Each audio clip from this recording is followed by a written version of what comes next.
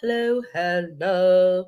Welcome to the channel. You're hearing the voice of Mrs. Best. I appreciate all of you for being here. We have reached the end, y'all. We are here to do the recap of the Love After Lockup, Love During Lockup finale. And the final episode was titled Too Good to Let Go. So I'm very excited to get to this point.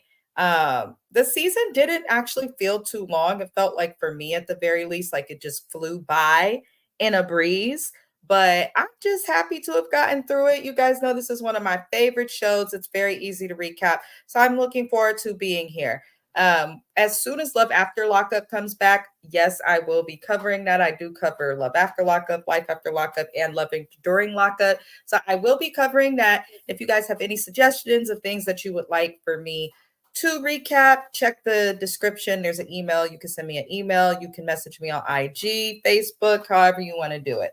I am open to suggestions. So let's jump into the episode. We're going to go over each couple, what happened with them, where they're at. And I'm going to just give my opinions, and y'all feel free to comment yours as well, because a lot of these people truly are what I like to call the Hot Mess Express, which I do have merch coming. That will have that coming next year.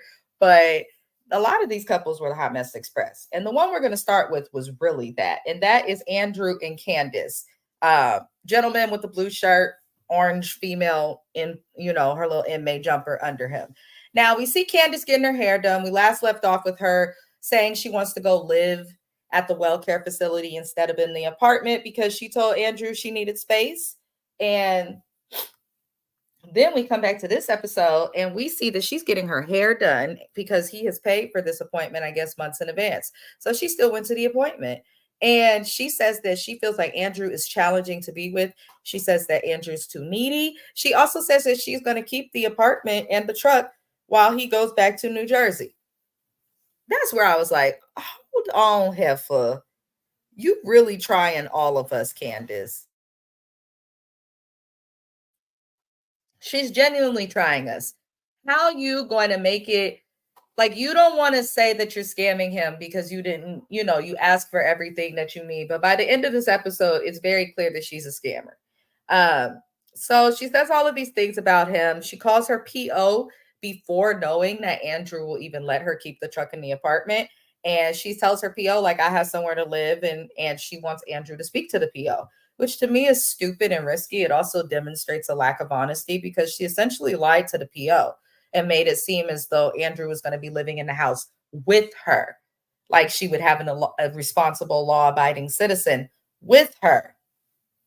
But that is not the case. She's telling Andrew, call my PO, and then take your ass back to New Jersey. So she's not really interested in do at all. It's very clear, y'all. Moving on, we then see that she wants to stay at the apartment without Andrew. And in my opinion, you want to do that, you need to be willing to pay rent. And I don't think that she is willing to pay rent because they ain't mentioned it at all. And Andrew's so much of a simp. I know people like to be like, oh, he's nice. He said at the beginning of this show that his love language is money. He said that it's been a problem in his relationships and he chose to do it again. I do not feel sorry for him. He acts like a trick and he got treated like one. Now, was she wrong? Yes, she was wrong. But he couldn't have got done wrong if he didn't put himself in the position to be treated and to act like a trick. I'm just saying. Moving on, you guys. We then see that, Candace wants the apartment, wants him to call the PO, but she's not willing to see him before he goes to Jersey. She's not interested in seeing this man.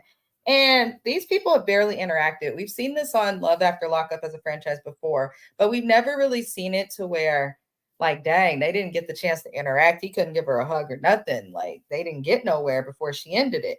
Now, she then says that all the material things that Andrew can provide for her are too good for her to let go. And we see him writing her this sad little note in the apartment because, he thinks they're going to go on a break and, get back together. So he leaves her with the truck. He leaves her with the apartment. And I'm hoping he had her pay rent, but I get the strong feeling he was not, which is stupid. So at this point in the show, we pause and then we fast forward to 3 months from us seeing all of that with Candace that we just discussed. And after the 3 months, we find out that As we already knew, shout out to according to Amber, Candace is dating a new man named Ismael. Is someone that she connected with 5 years ago romantically, but it turns out they both went to prison. So because they both went to prison, they were unable to really like fulfill a relationship together. So she says that when she got in that car and Andrew handed her the cell phone, the first person she contacted was him. And that's when she knew she just couldn't be with him. She was going to do what she had to do, but the person she really wants was him. So now they together. Turns out they are married. They are married so that they could be together because they both were on probation. Andrew still thinks that he and Candace are in a relationship. That's so messed up. I don't know why she would do that to him. I really don't. Like, at least dump him. Like, why would you lead him on?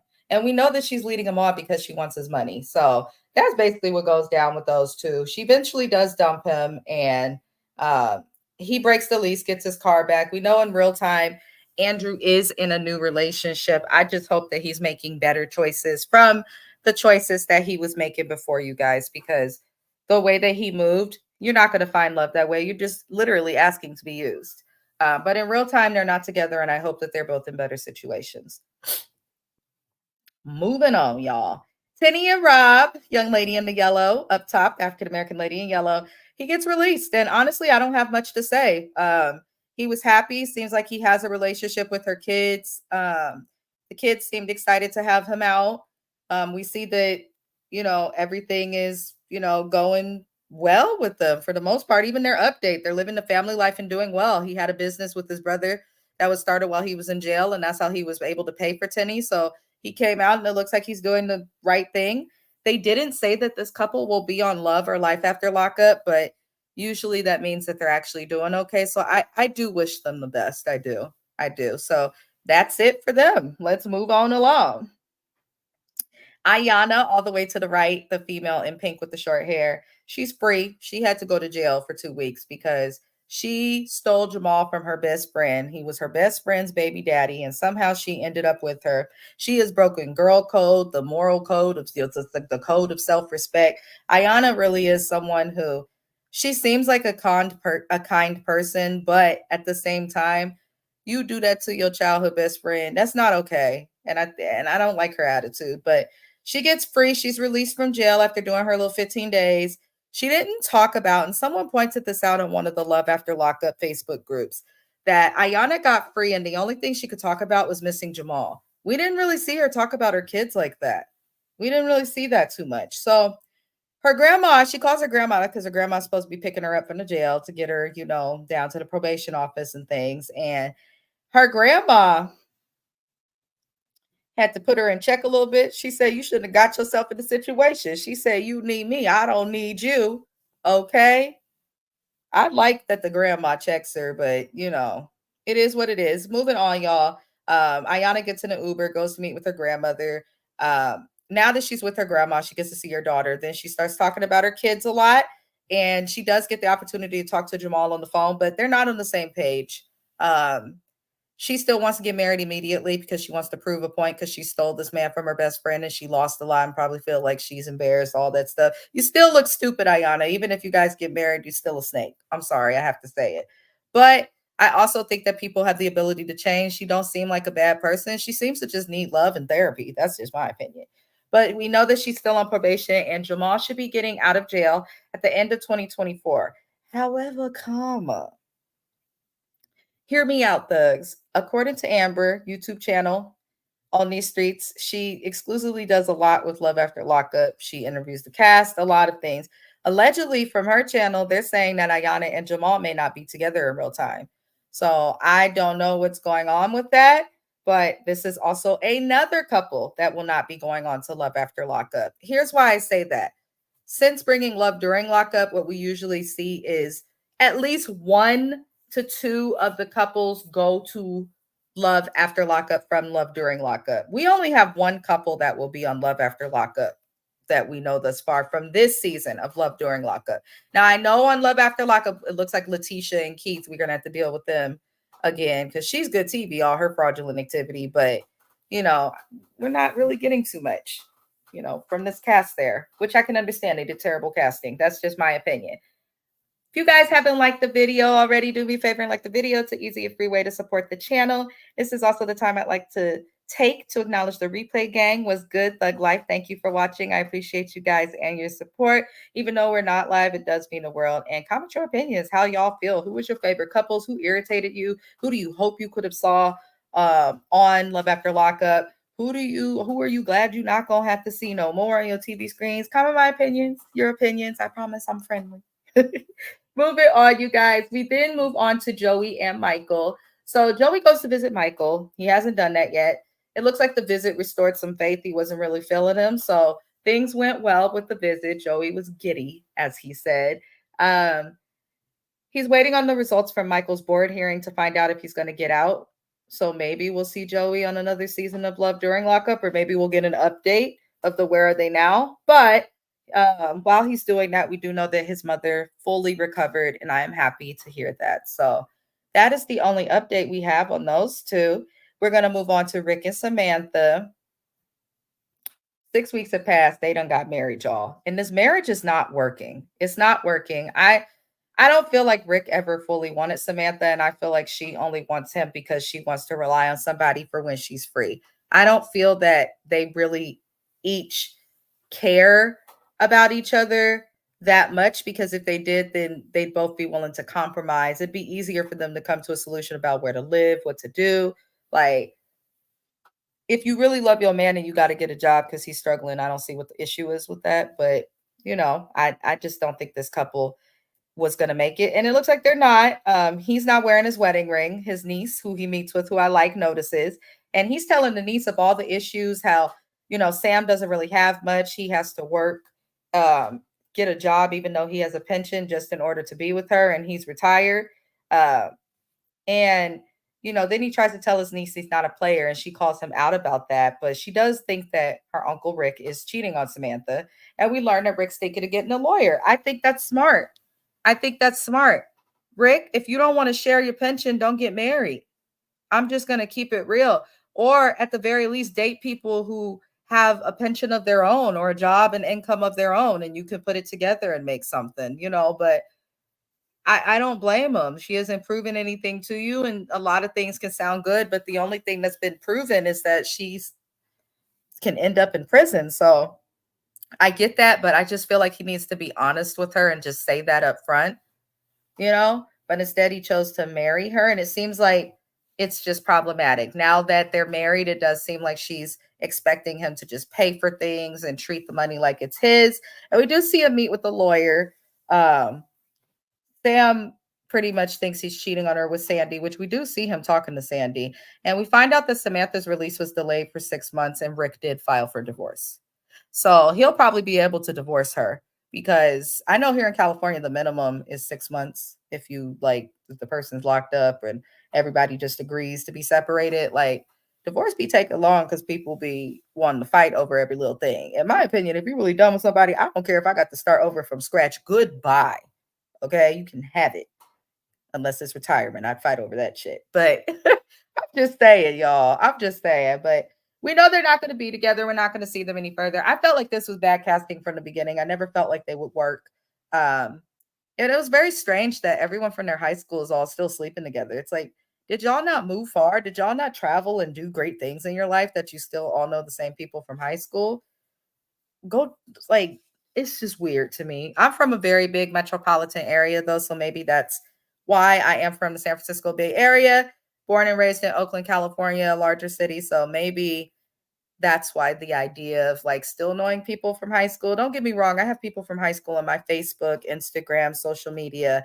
My best friend, she's been my best friend since the ninth grade. So, I'm not judging that. James, who I recap shows with here on YouTube, I went to high school with him. So, I understand keeping in contact with people from your high school, but everybody, it's like at some point you would think to grow out of that and, move on.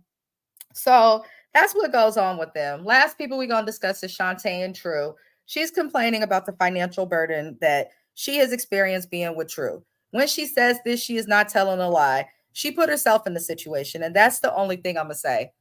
These people on this show, the people who are not locked up, Know that it's expensive to be with someone. Spend all this money on commissary. Spend all this money to go visit them. Spend all this money to bring them things and to give them things. Then they get out free and they care for them. You knew what you signed up for. So don't expect people to feel sorry for y'all. And that goes to everybody, not just Shantae. Now, her case, she is really feeling the burden. She had $50,000 saved because she wanted to open up her own restaurant. We learned that there's barely $1,000 left in this account of savings because of all the money she's had to spend on True. She says he has extremely expensive taste and he's sitting in jail. If he really loved you, you could say no and he'll get over that shit. That's all I'm saying, Shantae. Now, and I know they're still together, but I feel like it's because of what she can do for him. I don't trust him yet. But she's stressed out because she still hasn't sold her house in another state because she had a house that she owned and was paying a mortgage on. She put it up for sale. Nobody is buying the house. So she also bought a house in another state. And now she's paying multiple mortgages over $5,000. So she's been going broke. And we learned that she was also demoted at her job because the company she works for doesn't want to be represented by felons or probably this show and things of that nature. So she was demoted. Now she's only making $26 an hour and she's going to be there until she can find something different. So he does get out in 4 days. It does sound like he's impacted her life negatively a lot, especially financially. And this is the one couple from this season that will be on Love After Lockup. Child, when I tell y'all that it doesn't make any sense to me that we have all these people and only one of them were willing to be on the show. I don't feel like Tenny and Rob have that much drama, but I feel like we may see them down the line on like Life After Lockup or something because they are, pretty married. Those are the only people I'd like an update on from this cast, honestly, is Tenny and Rob. Nobody made it. Like Ayana's relationship's a joke in the first place. No one's taking it seriously. She was kind of like the Renika and Asante of this season. Andrew and Candace are done. Joey and Michael, he'll be in jail forever. Rick and Samantha filing for divorce. Shantae and True a hot mess, but we'll see them 11 after lockup. The only couple that made it and is married is Tenny and Rob. That's it. Crazy. Y'all need to call Andrea and Lamar or something for Life After Lockup because we don't know what's going to happen. Anywho, y'all, I appreciate everybody for tapping into the channel, supporting the channel, watching this video. We are done. I know that Mama June will come on TV. If you guys want me to recap Mama June, let me know. I was not going to out of respect for the fact that the sister did pass away. But if you guys are okay with me doing that, I will do that. Other than that, the next recap I have will be Never Ever Mets. That'll be later today. And then we also have on Monday, The Housewives of New Jersey. And then later tonight, there'll be a music review. If you know anybody who does music, let us know. Tap in. We would happily like to work with them. So we're going to end this live by listening to my husband and partner in crime, Also Best. This is from his latest EP titled Lyssna, which means listen in Swedish. It was also mixed by a guy from Sweden by the name of a voter. This is the song Free Admission, Perk 30. Enjoy, enjoy, enjoy, beautiful people. And I will see y'all on the next recap. Adios. Lyssna. Lyssna. Damn. Lyssna. Giving out free admission for a limited time only. Lyssna. To me, Casa. Giving out free admission to me, Casa. No, she ain't my girl. That's just my partner. She claimed that way I be lying. I deserve Oscars. Anyway, I'm giving free admission to me, Casa. Come slide. Yeah. What I do right now? Yeah. Is we gonna come through? Yeah. That price is best right now. I'm talking right now. Like one, ask thy best for a perk 30. She said it would help in case that dick hurt. Shit talk dirty. I'm not on that schedule, but I'm gonna work. Especially if you pop that little perk. Cause I got a promise to keep. Puzzle on the record to beat. No need to ask with the squeak. Go ahead, scream it. That pain niggas hit a tip, but don't lie, don't tell. Oh, your bitches are behind it. though, pastry feeling dandy, watching you fit. You gon' relate though, cause I just cringe. Free admission to me palace, it expires, but I have to go to sexual fever. Giving out free admission to me casa. No, that ain't my girl, that is just Tasha. She claims that way I be lying, I deserve Oscars. Anyway, I'm giving free admission to me casa. Come slide. Yeah. What a move right now. Yeah. Is it gonna come through? Yeah. That price is best right now.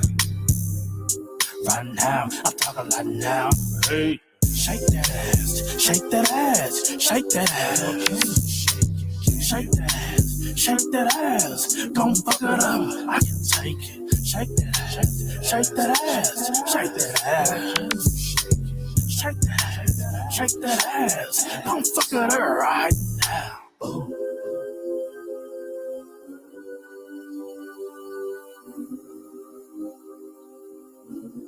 Yo, Wisen made this beat.